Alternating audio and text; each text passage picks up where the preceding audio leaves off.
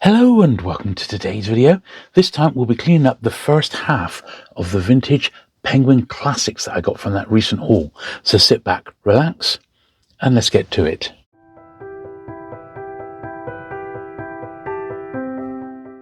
Okay then, so I decided to split the Penguin Classics haul into two parts, simply because there was just so much there. It was too much for one video. It would have gone on about 3 hours, and we can't have that. An hour to an hour and a half is usually the limit. So I've not put them into any order yet. I have literally just split them into two piles, and as you can see in the picture on the screen now, there was 8 stacks, and I've got 4 stacks just to the left of me, which are going to need cleaning up. So once I've done all that, I'll then pop them all into order and go through all the duplicates, and also make a list of the ones that are missing. So this is typical of what Alan did.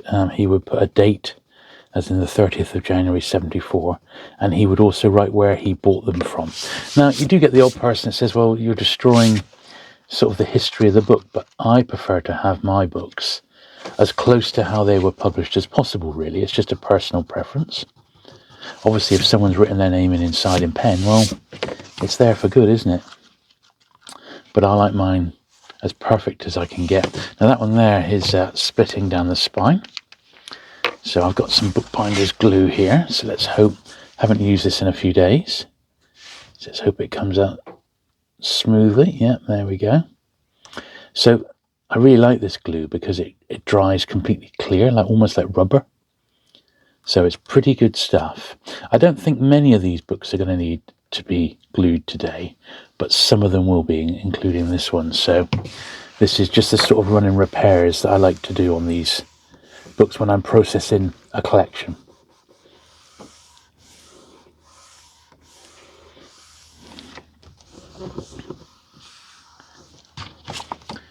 There we are. As I said, they're completely random, so we've got older ones, we've got newer ones. Well, when I say new, I mean the black spined ones, which are sort of the more recent ones, and very close to the format that you buy the classics in today, really. I do like these original format ones, though, with the roundels on the front and the colour coding for the country where the author hails from. And who knows, there may even be stuff hidden away in these books, like bookmarks and things like that. You never can tell. What's often hilarious is how much Alan, who was the original owner of this collection, when he put it all together, how much he actually paid for some of these, and the pricing is sometimes ridiculous, like 2.5p and things like that. This one's pretty nice on the face of it. Yeah, 11th of the 10th, 72 in Cheltenham. So this was bought 52 years ago. So the thing is, this was probably bought brand new, then it was sold second hand, which is when Alan picked it up, and it's basically been in his collection ever since. So it's never been read by the look of it, and even when it was bought brand new, it's in absolutely tip-top condition. Look at that, 12.5p.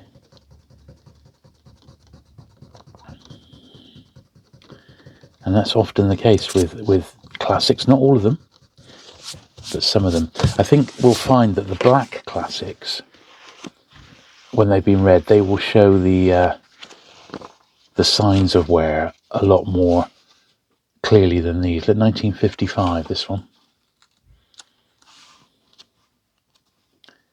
Evie Rue was still editor at the time. Brilliant.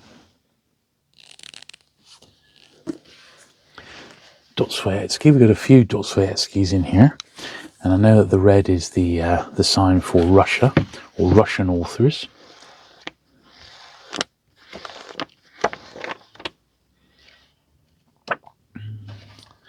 One of the things about Dostoevsky is his books are often very, very long. But yeah, apart from a bit of dust and that, nothing on that one. Here's another one here. This one looks like it's been split into two because it's got the brothers Kamarovs 1. So I guess there's a 2 there. A bit like War and Peace was split into 2 parts just because of its length. Maybe they decided this was just a tiny bit too long to be issued as a single volume, and they decided to do it as a 2-parter. Often, of course, it keeps the price down as well. So it's got a bit of staining on it, this one.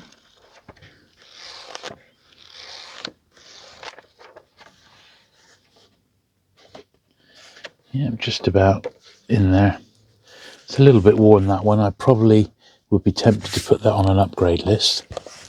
I said the good thing about the classics, and I don't think people really realise this, is that even these original ones are very, very cheap to collect. A lot of Penguin collectors sort of overlook them. They're concentrating on the main series or other a bit more high-profile titles to collect. But the Penguin classics are a real big part of Penguin's history, and you can't ignore them, really. I mean, I'm just as guilty as that. I only had about a dozen or maybe 20 in my entire Penguin collection. That's after collecting penguins for years, and that's simply because they're the only ones I've come across sort of out in the wild, as it were. I've never actively gone out when a catalogue has come through and thought, oh, I must get that Penguin classic, with a couple of exceptions, the ones that I actually wanted to read.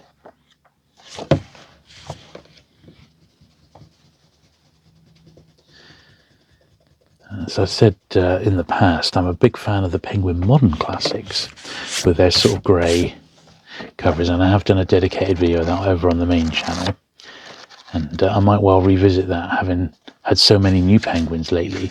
Some of those videos are worth a remake, as it were, simply because I've got more to play with now. I can show more books. I reckon I could probably do a video of all the Penguin Modern Classics, like in two parts or something like that. It might be quite good.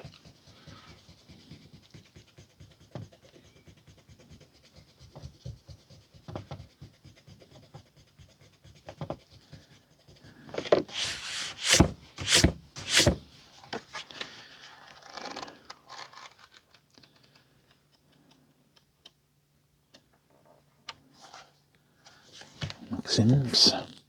So here's our first black one here. I'd say they're completely at random. The War with Hannibal. L145. See, this was 50p. 1965, and he bought this one in 1978. So that was actually quite a bit of money in 78, wasn't it? 50p. That was, I remember buying some books brand new that weren't costing that much. But I guess based on the size of the book, and it does look pretty much unread, I guess the second-hand bookshop thought they could get away with it. And evidently Alan didn't mind paying that amount.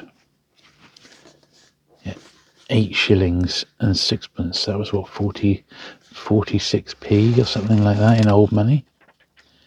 So the second-hand price was more than what it was originally, but that's not unusual with inflation. But there we are. So with these black covered ones, what I'll do, I'm going to put them to one side because I'm going to give them a little polish. So we'll have 2 sort of stacks on the go. Obviously the original ones we can't, but these ones we can get away with a little polish because the covers are glossy. So they got a bit of a spot varnish on the front, which we can exploit and give a clean to,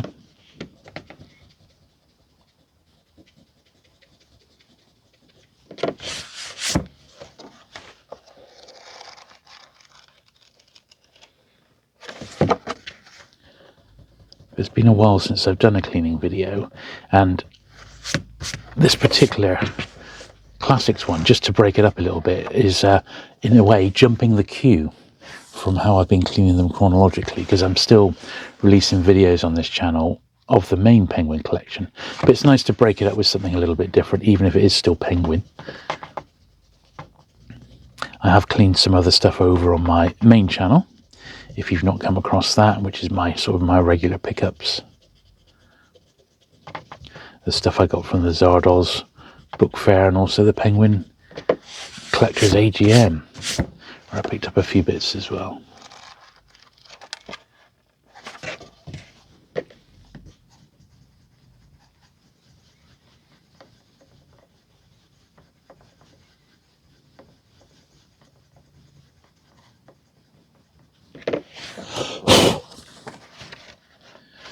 Tiniest little bit of spine detachment there, so I'm just going to run the glue across there. There we are, sliding in.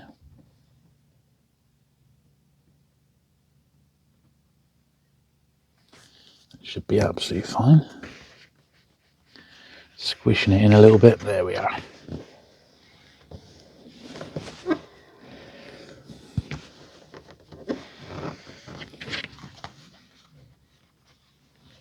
So it's got a few like little marks and stuff, which should come off quite nicely once we put the polish to these black covered ones, or black spines, I should say, black spiners.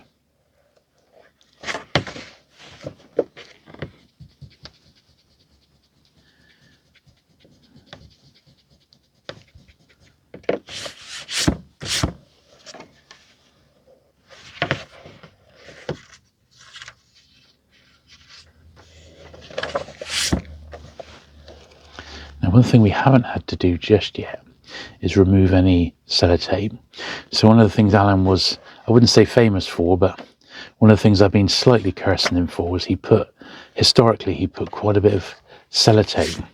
If a book had like a damaged bottom of the spine or top, or a cut or a tear, he would cover that with sellotape, and I'm sure we'll see some during today's video. The only good thing about it is because it was done 50 years ago, the tape itself has generally yellowed, and it just pretty much drops off when you just scratch it off with your fingernail. So if we got any of those, which I'm sure we will have eventually, hopefully they'll come off as easily as some of the other books that I've had to clean from the same collection. Certainly there was some that were taped up when I was doing the unboxing that I spotted, so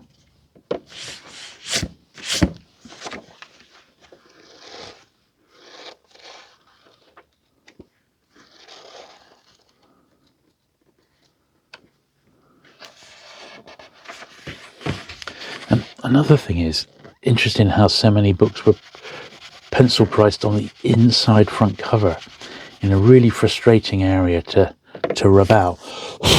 Rather than just sticking it there, they've done it on the inside front cover, which is quite annoying.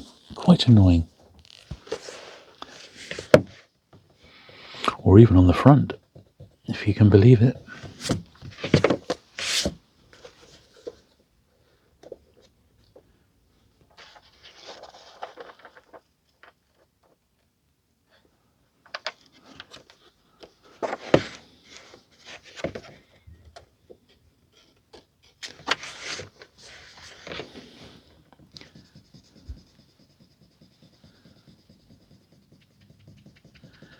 And it's funny that the dates on these go back to about 70, 71, 72. And the actual Penguin Collectors Society started in 74.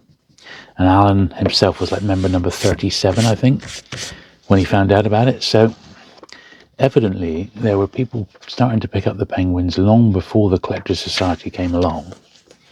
And they very much lent themselves to being collected, didn't they? Particularly just by having the numbers, for starters. You know, almost like collecting a comic.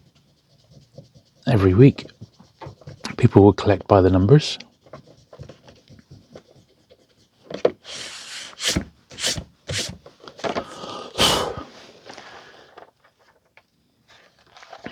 One of my favourites, this one.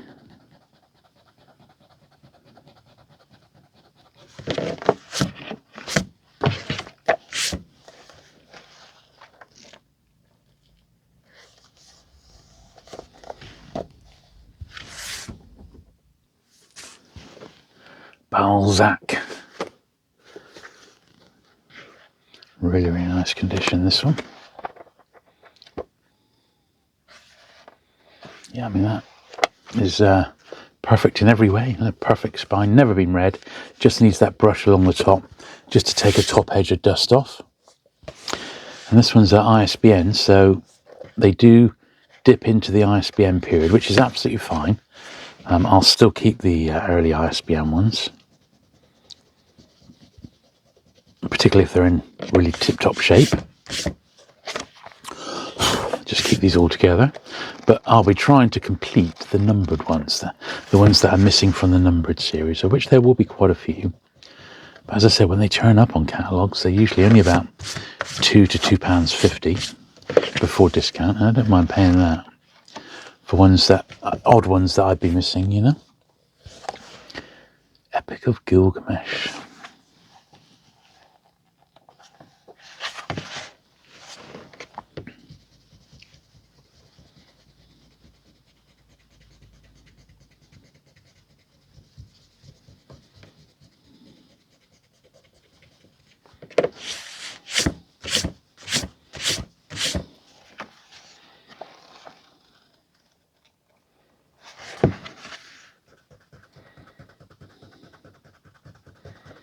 So if you're coming over here after watching my Penguin Classics unboxing on my main channel, welcome. If you have a look at the little backlist that's on this channel, that was classic number 100.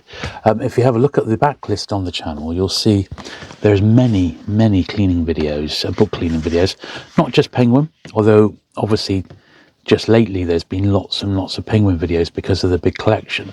But historically, you know, because the channel's been around a couple of years now, you'll find I've been working my way systematically through all my collection, including my hardbacks and other series, other publishers. My Pam books are pretty much almost done now, bar I think 1 or 2 videos. So there's plenty of variety on here if you'd like something a little bit different. And all you need to do is just have a look at the backlist, have a look in at random, and you'll find other book cleaning videos. Hopefully you'll get a few tips about how to clean if you're thinking of doing this with your book collection. Certainly I know lots of people have started after watching me and thought, yeah, I'm going to go through and give all my books a nice clean and get them looking as good as possible. And all I can do is commend such a thing. The ladder of perfection.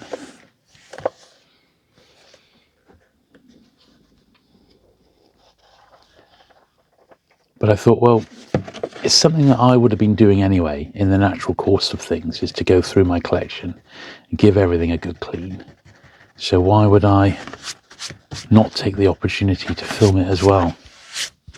It's a good little record of what you've got sometimes.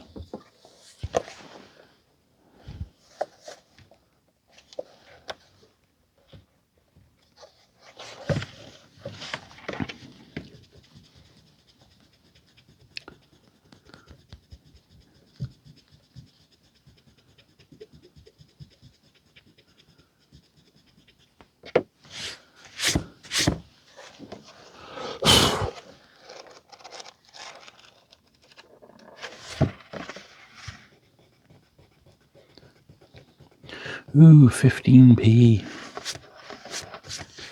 If only, eh? So yes, I got a pile of the black ones over there, which will be all, they'll be polished as well as brushed. So it's come from Totnes.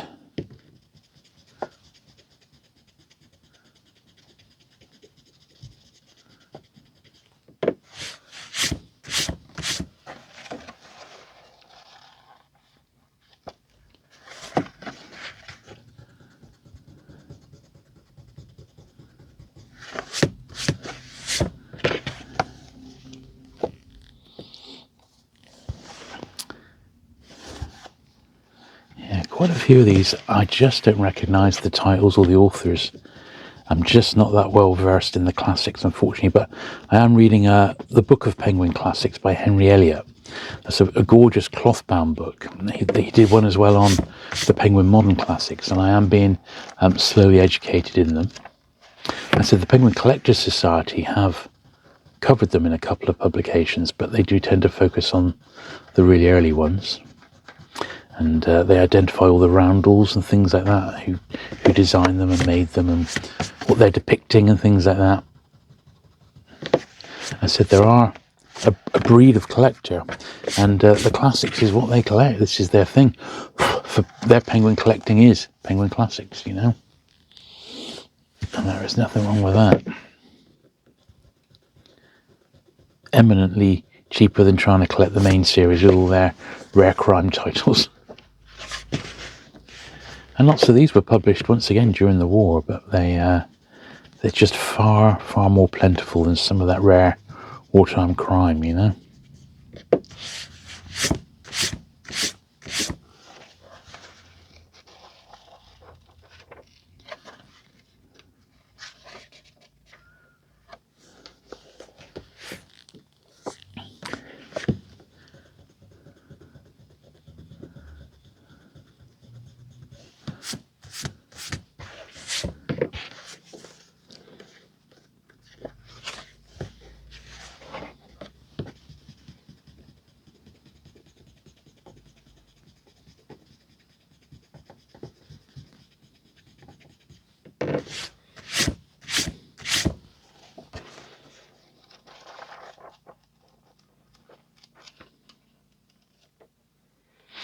There we are. So that's the first stack of 4. So let me clear the decks. Right, cracking on.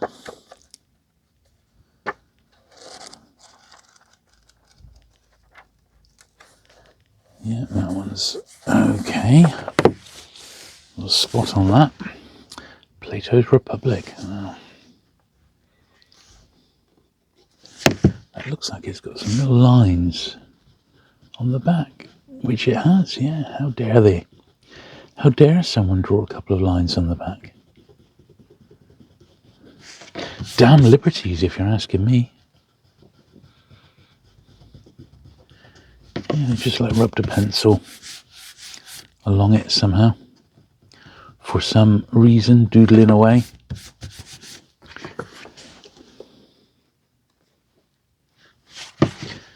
They too will suffer my wrath by getting scathed.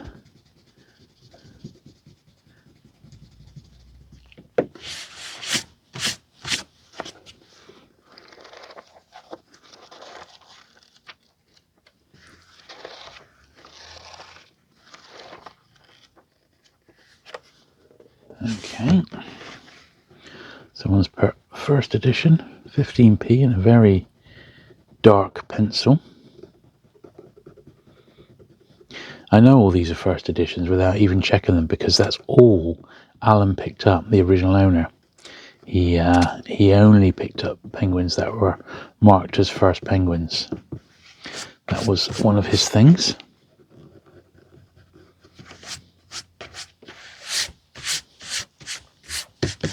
There we are. Now this one, clearly we can see the spines come away a little bit there, so I'm just going to put the brush along there just in case there's any loose material, shall we say, and then be quite generous in here because there's quite a lot to seal up.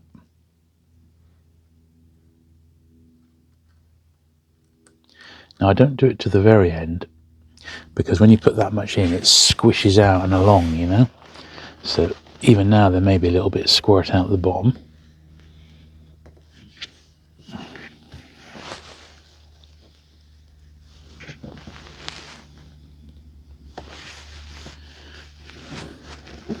But the glue itself takes an hour or two to fully dry out.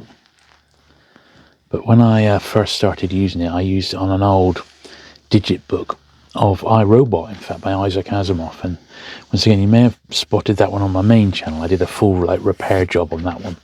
And I had to leave it overnight for the glue to fully set off. But as I said, it dried completely clear. I was absolutely delighted with the results. If you're looking for some of this yourself, it is about £8 for the pot, but I've had it for months now, so it's going to last quite a long time. But it's called, Pinflair Glue It bookbinding glue, and I got this off Amazon, and I will put a link to that in the description down below should you be looking to grab some yourself, because it's good stuff, I tell you.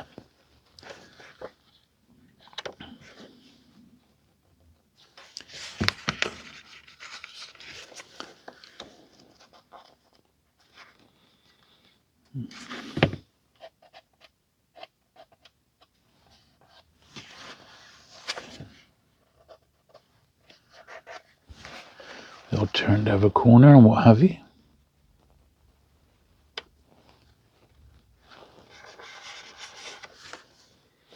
Apart from that, that's absolutely fine.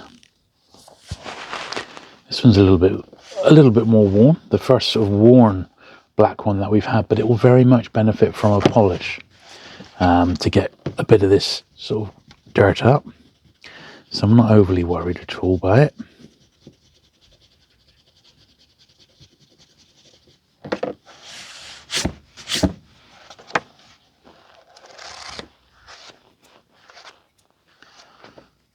Dust and a bit of fluff there, or a bit of spider's web.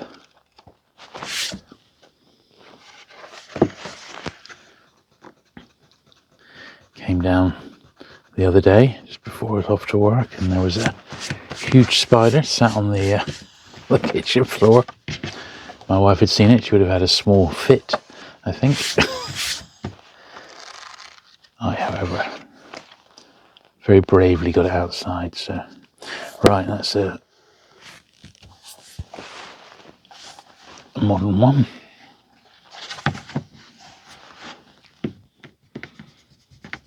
This was bought on the 13th of March, 76, from Honeybourne. I don't know where Honeybourne is. Most of these books have been bought in sort of Devon, Cornwall, Dorset, Somerset, Wiltshire, that sort of way, the West Country, on the whole. The odd one comes in Bristol and Cheltenham and London, in fact, but not many. Mainly down south in the West Country, these were. And then for the last, I don't know how many decades, they've been in France, this collection. That's where Alan still resides to this day. He lives in France. But I guess it was time to downsize and move the collection on. But it certainly was a stunning collection. And it looked very, very impressive in his library. Indeed. And I, for one, I'm certainly looking forward to popping it into my library in a couple of years' time when we eventually move house.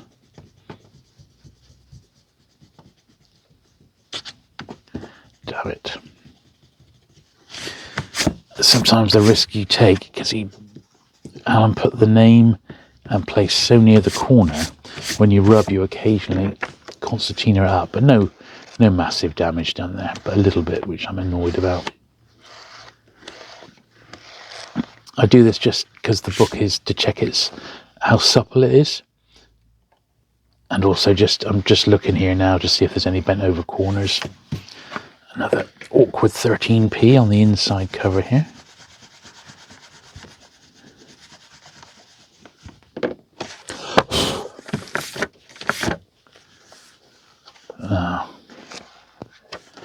There we are. Cool.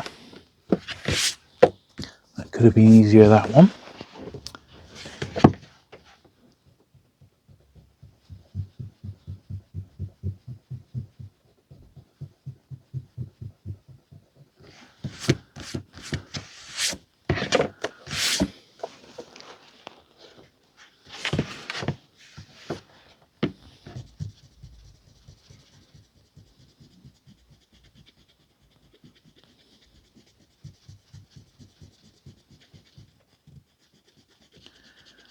You got to be careful here. But I'd much rather it was rubbed out than stayed in, because it's a nice tight copy of this one. 15p this one cost.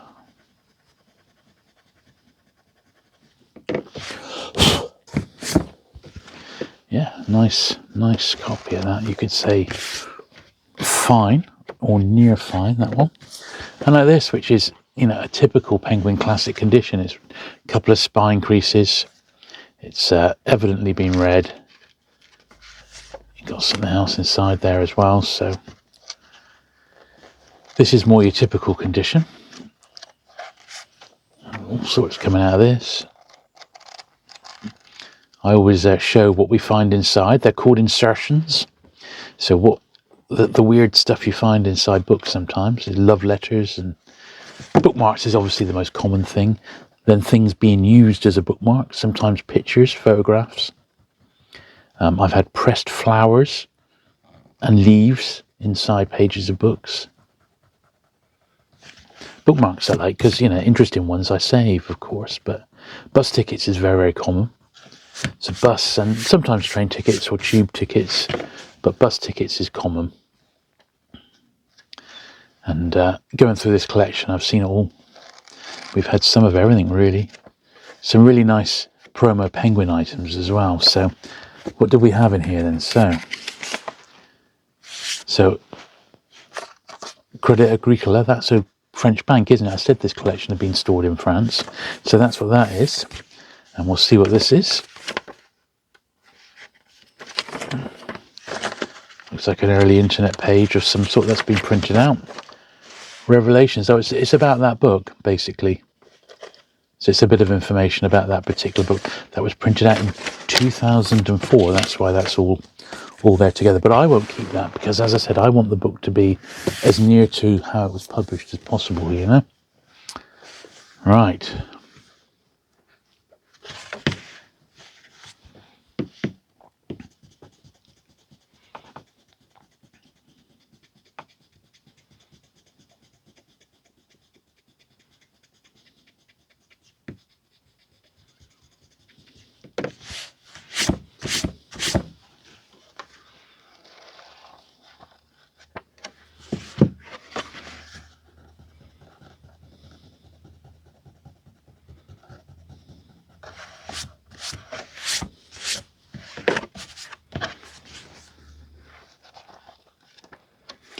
Lovely, yeah, pretty nice copy of that one. And this is the first one with some tape on. You can see because there was a tear underneath there, and Alan's put some tape around it. So what I tended to do with these, in fact, look, this doesn't even need scraping off. It's already started peeling, so I can it literally just lifts off like that, and that's the tape gone. So I count myself very, very lucky.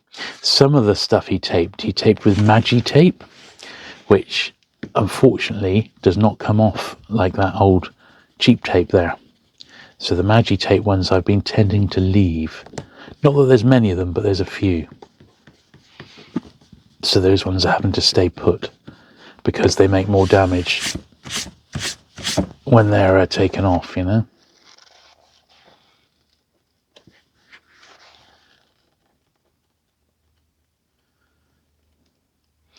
this one's showing its age compared to some of the other ones we've been looking at.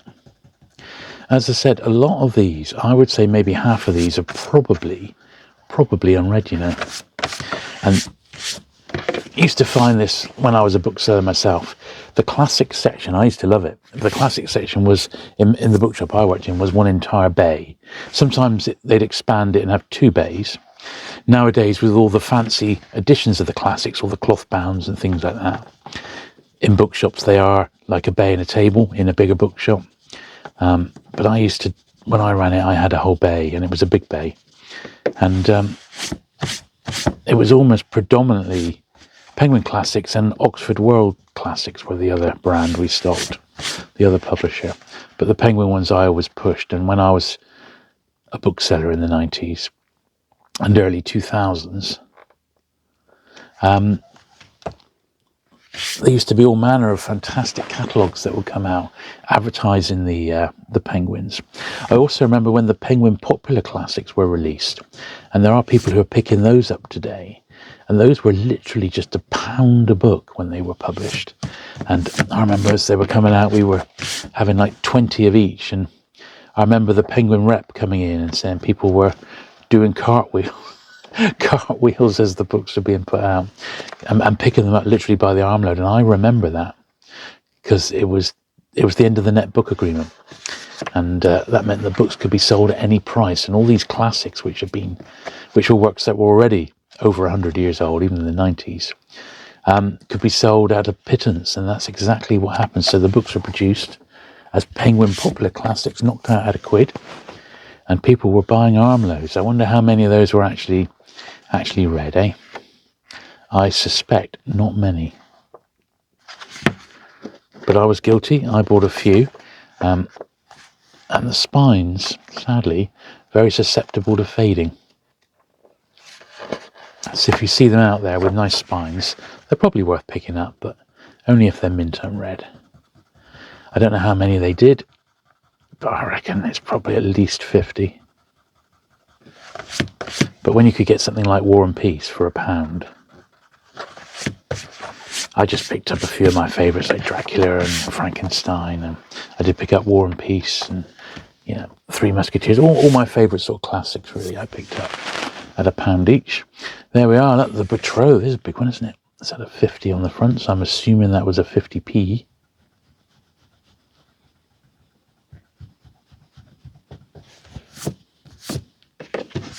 But yeah, in actual real lifetime, it's been over 2 weeks since I've done a dedicated cleaning video. I'm so far ahead. I've pretty much got enough videos to, into next year now. That's why I'm looking to do these now. A, because I want to get them processed and into the collection. But B, it's a break from the Penguin main series, which we've been doing, you know, week after week after week, because there's been so much to clean. But that's okay. I said we've still got lots of toy related stuff to get cleaned up, believe it or not. And I know it's not book cleaning, but I haven't had anyone say they don't want to see it. And it's just going to be like cleaning up action figures and things like that. Something a little bit different. This one's very dusty.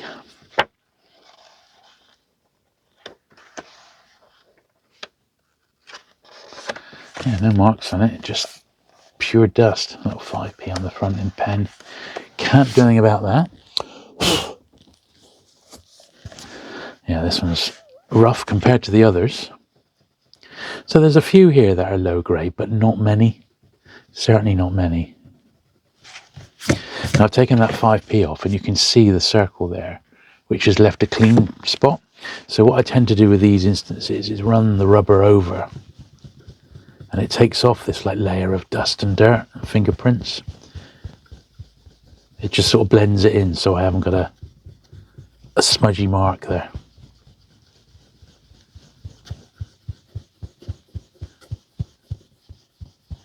I'm not going particularly hard, but it does just take off that level of dirt that was on there. So it doesn't stand out like a sore thumb.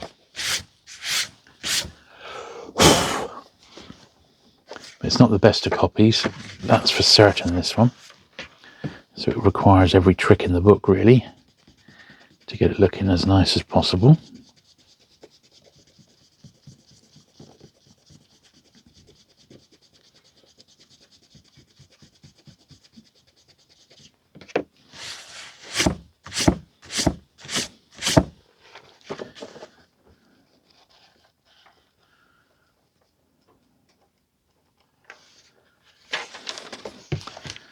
And a little 5p on the inside.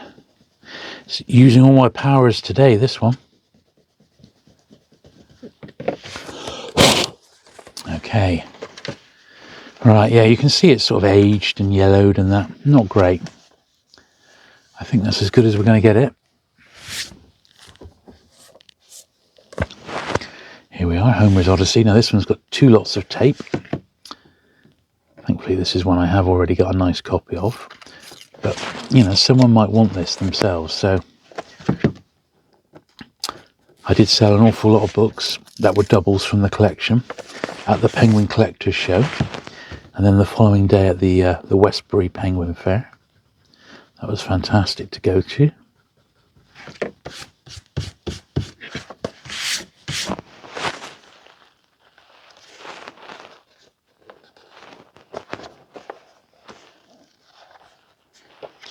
Met lots of people there who I'd only ever really conversed with via email rather than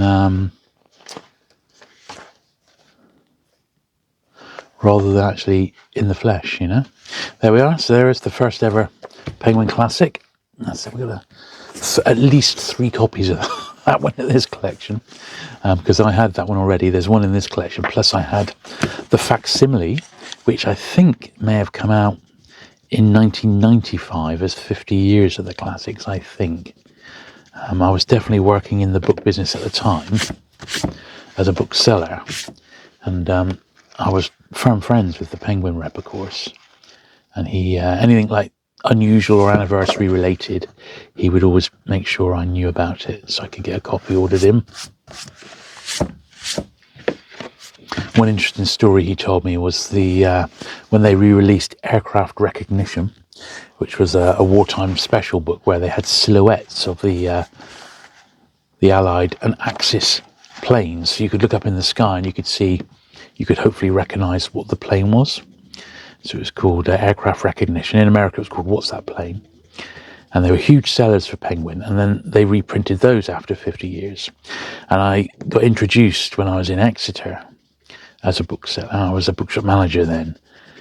And to the woman in Penguin who actually reprinted that one. And she said they got the original out. They didn't have any of the original like printing information or just a copy of the book. So they took the book to bits, and then her and then like a nephew coloured in the silhouettes to make them really distinct black. Apparently they were reused, so it was a very time consuming job. So there you go. I thought that was quite interesting.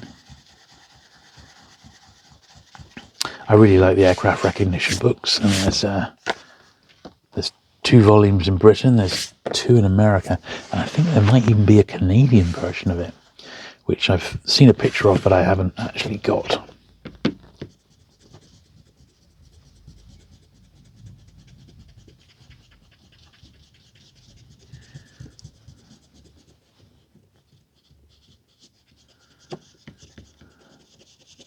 Right in the bottom corner again, so being very careful not to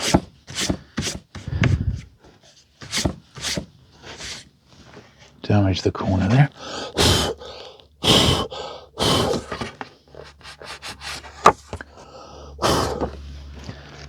A little bit of dirt in the rails, as they call it. 20p.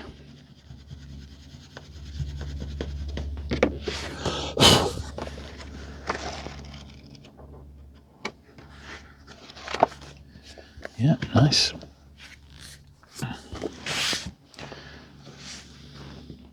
So it's a slightly later one with an ISBN. So the ISBN ones, generally speaking, historically, in my Penguin book collection, I sort of cut it off at ISBNs. So when ISBN's books come my way, I have a look to see if it's something, either an author or a series or a title that I'm interested in. But if it's not, I generally don't keep them. You got to draw the line somewhere. And Alan himself did go further than most people by going into the ISBN zone. And as I said, for me, Penguin main series, for example, I'll pick up the authors that I like. I'll pick up the Penguin science fiction across the board, but that'll be about it. I'll have to let the rest of it go because I just don't have the room for an extra few thousand books, and I just don't have. They don't have the same appeal to me. They're just not in the same league. I collect too many other book series as well, so I just really want to stick to the vintage as best as possible. But if you just collected one thing, then I could understand you wanting to go even further into the ISBN realm if you just collected Penguin. And I do know collectors who've either done that or who do that to this day. And that's nothing wrong with that. It's not something I could personally do. Just too big an ask. And they just don't, to me, they just don't look as good as the vintage ones. But that's just me. A little bit of tape on this one. See how easy it comes off. Leaves a mark, a tape residue mark, but it could be worse. It could be like torn and that, so. Yeah, this one was Bristol, 1973. I think it's a shame, since he wrote where he bought them. It would be nice to have known what bookshop he bought them from as well. That would have been even more interesting as a little snapshot, particularly for some of the ones that were bought in London. I think that would have been fascinating.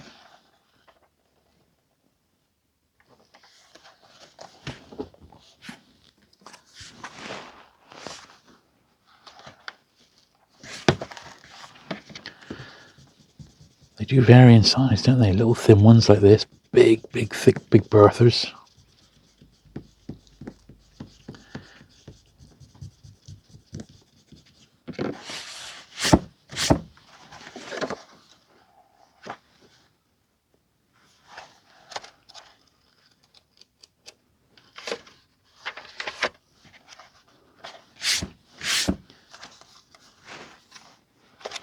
Nice condition there. That one's all right. It's nice. I want another one with some tape. This tape's still come off all right.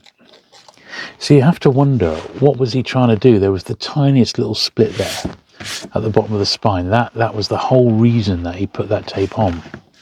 But it just seems a little bit OTT for me.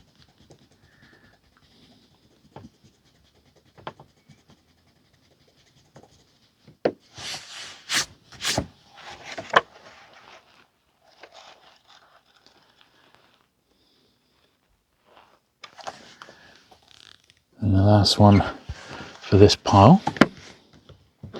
Okay, this is why I've split it into two, because else the video would end up being about 3 hours, and that's too long.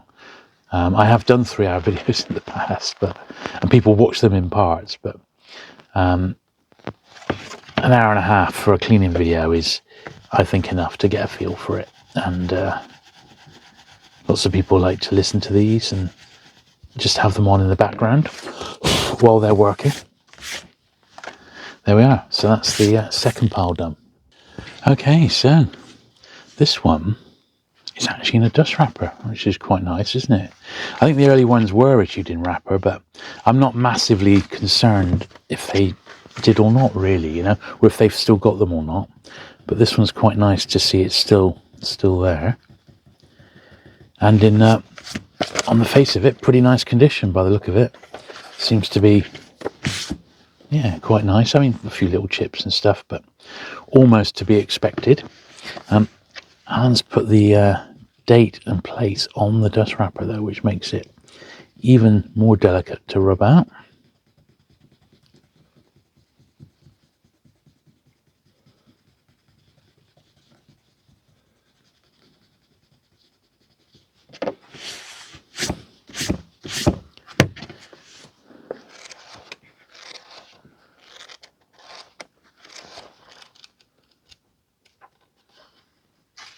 Okay,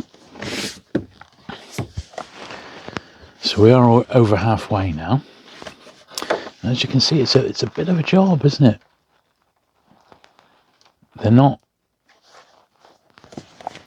all just ready to go on the shelf, you know. They do need, in my opinion, they do need the once over. Simple as that. Before they'll go into my collection.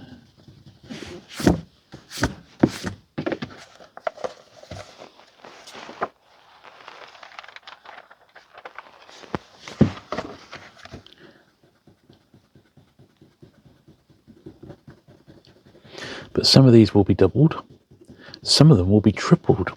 So at the end of the next video, part 2 of this, which I'll do, I'll finish these off, so it'll be up 1 week today. Well, although this one's first going up, I'm making an exception and putting this video up on the Friday, but generally on this channel the videos go out on a Saturday, so it'll be a week's time. It'll be the Saturday week it will go out, and you'll be able to see, I will film the comparison process for the ones that I've got, where I weigh up the 2 or even 3 books side by side and choose the best examples. It's got quite a lot of wear on this one, because people like to see that process as well. Generally, you know, because it is quite time consuming, I haven't been doing it on all my cleaning videos because it just takes too long. However, the odd one, I think it'll be quite fun to do it on these, and I'll do it on the peacocks as well, which I've got a handful of. So I'll take all this collection into my kitchen. I'll put them. I'll get it all numerically numbered, so they're all in order, and then we'll do a little old comparison. I do that when I'm sat next to the computer, so I can add to my wants list all the ones that I'm missing when we go along, you see. So it serves two purposes. And then eventually the last step is they go into the collection. Now, I haven't got a home for these Penguin Classics. I don't have anywhere for them to go. So sadly, they're going to be boxed back up. And in my son's room, he's now left home. He's at uni, and I'm storing my book overflow collections in his room. Thankfully, they're in comic boxes. They're nicely stacked. They're out the way. They're not in anyone's way. And we've now got a spare bedroom for anyone who wants to come and stay. We have guests, so it's all good. And I've got access to them should I need them for comparisons or for future videos, of course, you know. I may well, in time, do a dedicated video looking at the Penguin Classics once I've researched them a bit more. At least now I've got a half decent collection to show what I'm talking about, you know.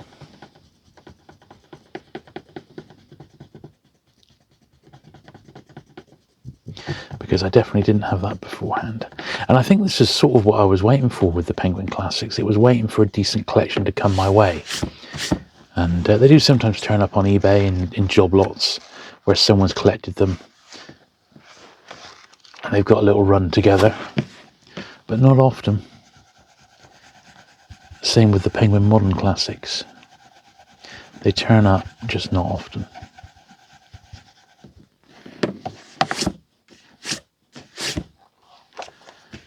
There we are. Now I believe this is the reissue, so I'll be interested to see when this actually came out. £5 exactly.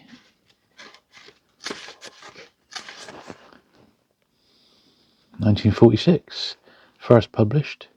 So I guess it must have been 1996 that this came out. Yeah, facsimile edition, including the original end-page advertisements, published 1996. That's when I bought it. There we are. It's got some tannin, but not much. But that was bought literally brand new, that one. Number 14, that was sort of the follow-up, wasn't it, to the Odysseys, the Iliad. See, and I think I've got this one. This is the one from the collection, but I think mine's possibly better condition than this. I don't know. I just can't remember. That may even be my original one. I can't remember. 3 plays, Chekhov.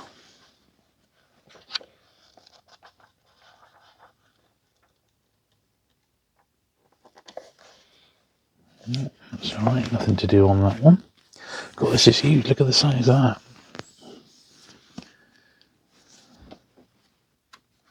Huge old one. So this was bought 20th of September 1980 in Stroud. 44 years ago. From Stroud to France, now to me.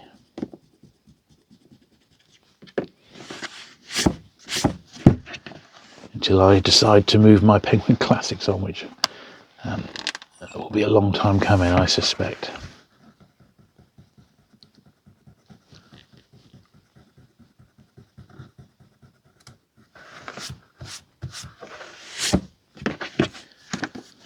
Lovely. Voltaire. This one's perfect. Beautiful spine. That's how we like them.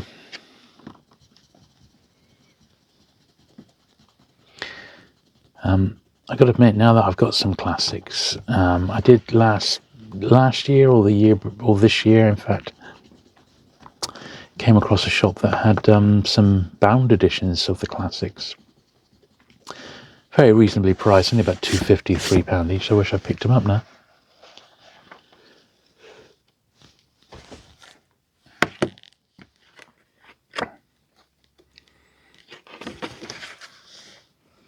A very, very dark 1 and 9 there.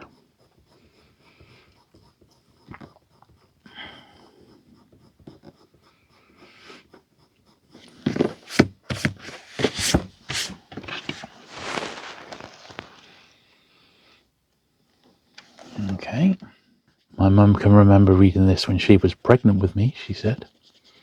She was 4-piece. Makes you laugh, doesn't it?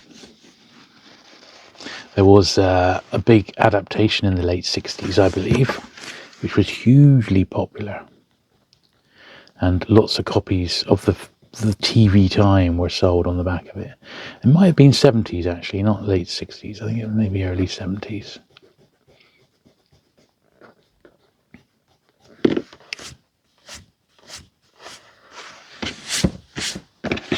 There we are. Pretty nice copy of that one, I think. Now, you may not actually be able to hear it, but this is the big bush in question, and I'm sure you can see the bees going in and out, which is absolutely fine. I'm not going to disturb them. They'll only be here for a few months. But as long as they don't come into my studio, then I'll let them off. Anyway, down to the book cleaning.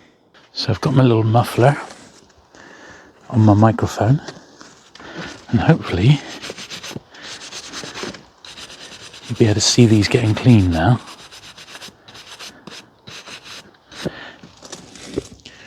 Without all that horrible dust coming out in the studio in an enclosed environment, because that is not healthy. And also, as I said, I've recently cleaned the studio because I've had a bit of a rearrangement and got rid of some furniture that I wasn't really using. And I don't want to get the books that are waiting to be cleaned even dustier. Cleaning them out here is perfect, actually. Doesn't matter how much mess I make.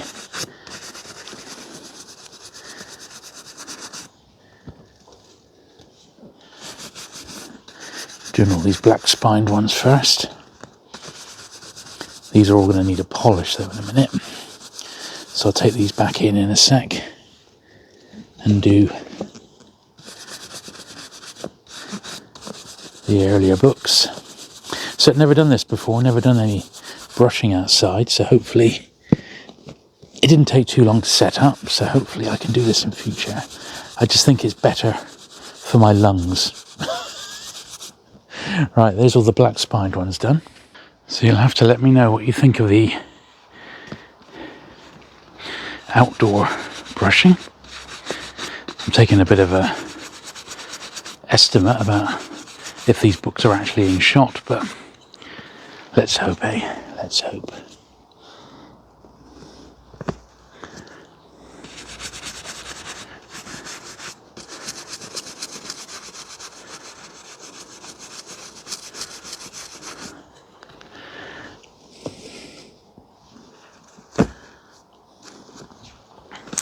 So far, the bees have left us alone, which is good of them.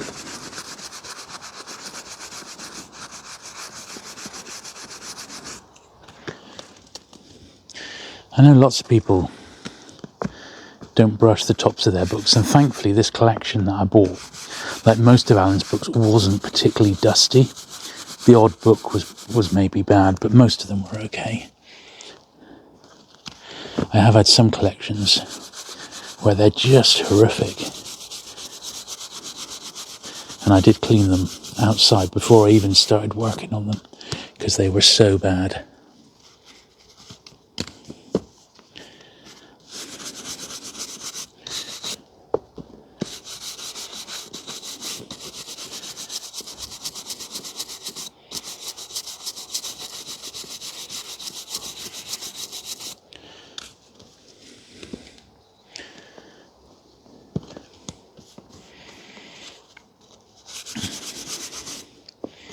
This is the final stage for these classics.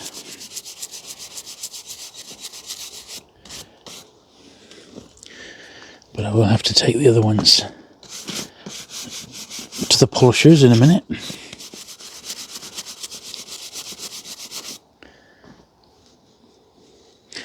I've still got one more stack to brush.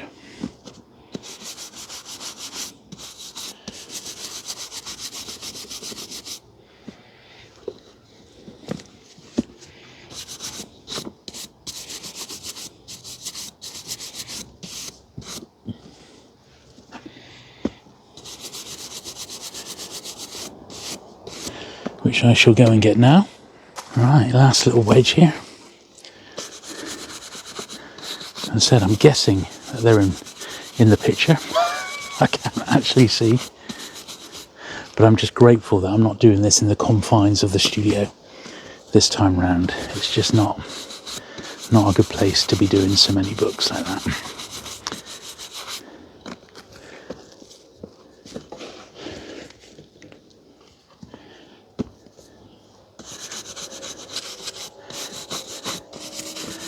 But out here in the garden, it's all fair game.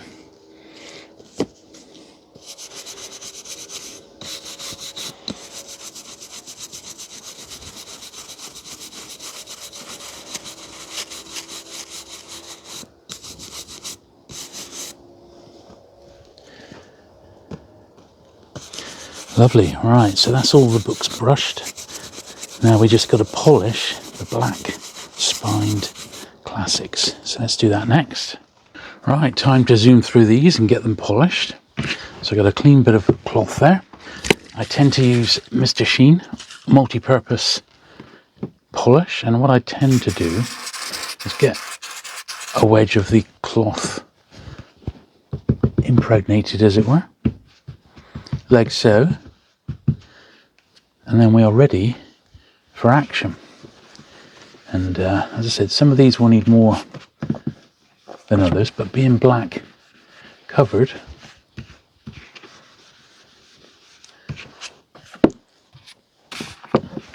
they will definitely benefit. Some books will benefit more than others.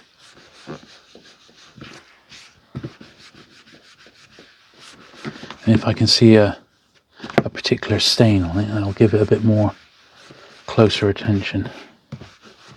But it'll take a while for the polish to fully soak in. I try not to throw the book on the floor after I've cleaned it.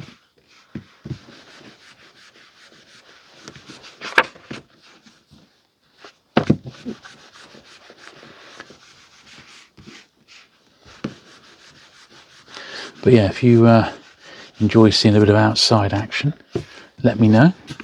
Something I haven't done, I don't think, before in a cleaning video. I've had to clean books outside, but I've not actually filmed the process of cleaning them outside. So if that's something you want to see a bit more of, we are, as we film this, heading into winter, mind you, so I may not always have the opportunity, but today I've got a very nice bright day in mid-September, so I can't really complain.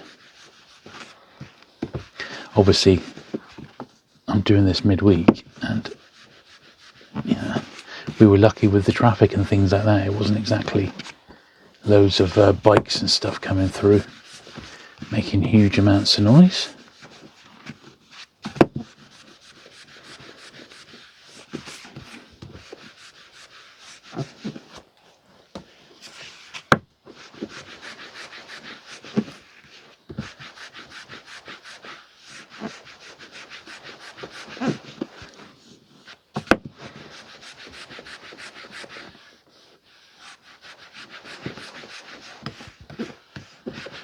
Cloth is drying up a little bit now, as it tends to do until it's really fully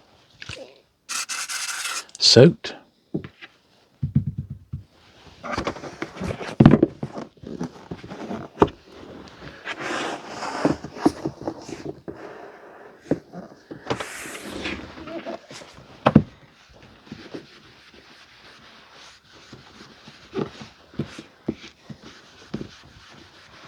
But it's been very nice to do these. It's been a real treat. Cleaning up something a little bit different to the main series. Although the run of main series that we've got left now, from 2,400 up to 3,100 in the ISBN books, is itself a very interesting period. And there's lots of books in there that I'm not mega familiar with, you know, so definitely of interest to me. But I'll next week we'll do the balance of the classics, and I'll show you my process of actually comparing the books, and we'll get them all in order, ready for going into the collection. and also adding on the ones that I'm the classics that I'm missing. I'll get them added onto my spreadsheet, which will be cool. So at least I know going forward which ones I'm short and which ones I should be keeping an eye out for.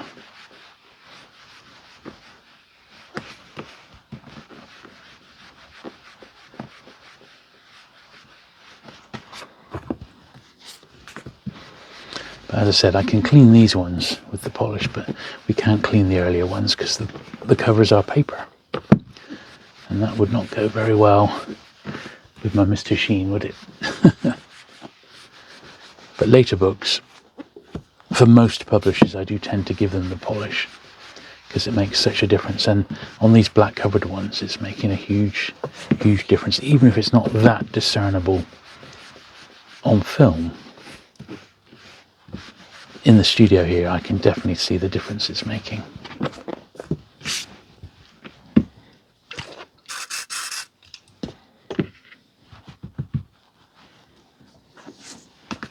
Which is all good.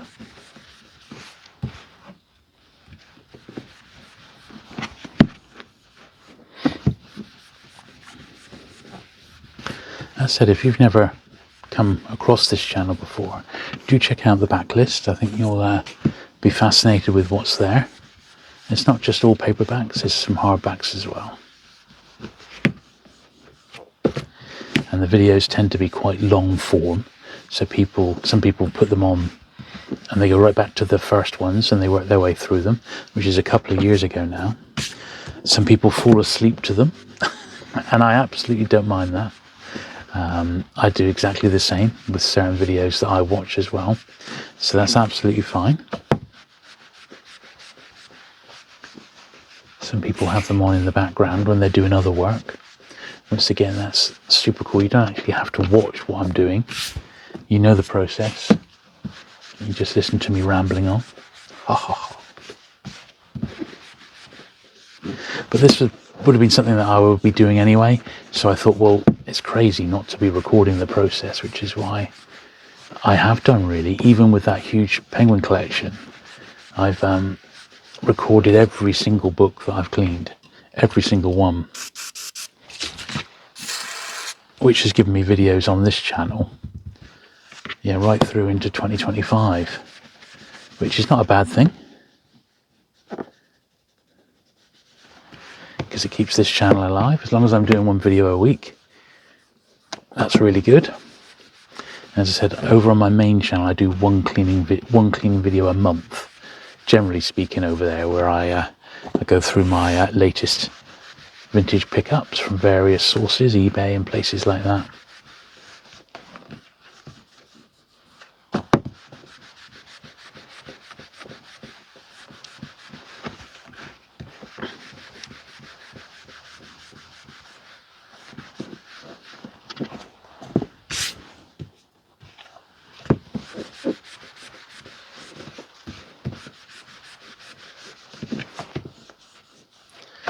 So yes, this one will be called Cleaning the Classics, Part 1.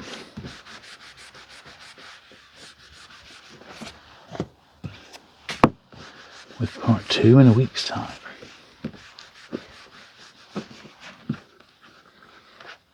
I have an awful lot of events coming up between now and Christmas that I shall be attending. Toy fairs. I've got a couple more book shows to do in London before the year is out. But that's absolutely fantastic.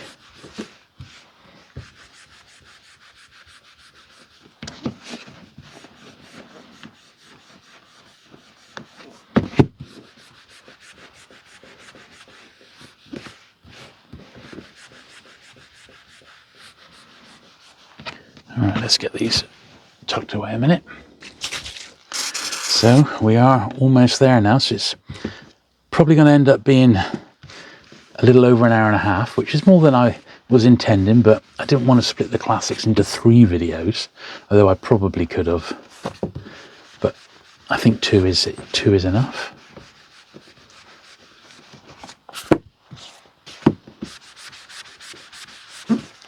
So many good books here, I've got to say. Absolutely fantastic. Really, really pleased with this lot. even if a lot of it I've never read or don't know if I'll ever read them, but I guess it's nice to have the option.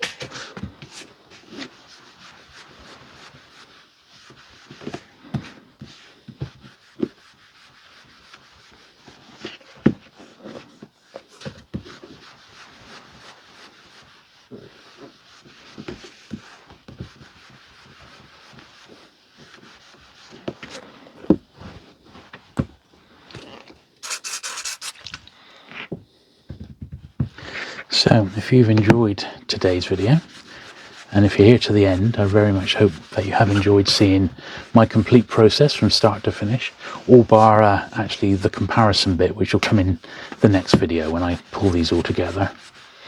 Do please give the video a thumbs up. Give yourself a pat on the back for making it to the end. You have my thanks. If you've not already subscribed to this channel, please do. It will make a difference. Costs nothing. If you feel so inclined, leave a super thanks, which you can do under the video title. Definitely make sure you subscribe to the main channel if you haven't over there. And there is also the option, should you wish to over there to join as a channel member. Or you can head to my Patreon and support me over on Patreon from as little as £1 a month, where that's a really, really good sort of way to do it. And the majority of the money on Patreon does come to the creator, which is really, really good. YouTube does tend to be a bit greedy and take a third or so of the of what anyone donates or puts into a channel membership. So it's worth. Patreon is a better way of doing it, really. I am having a look at some new merchandise, and we're working on that at the moment. So there's some really cool book-related merchandise on the way.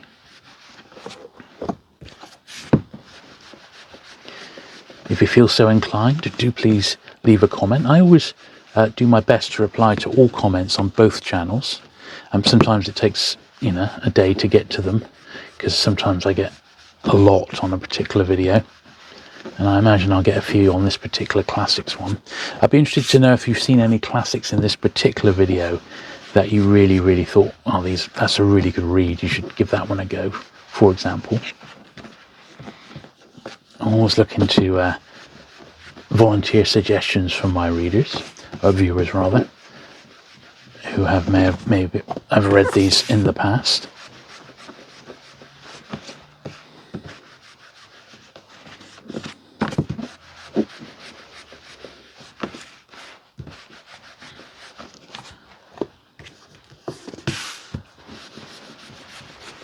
This is a very dusty one.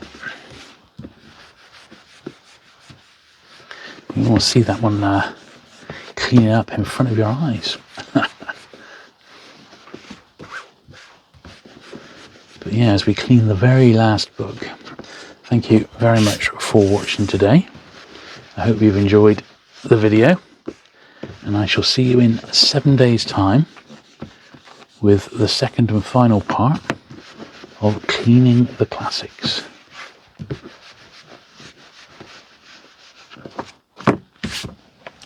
Bye.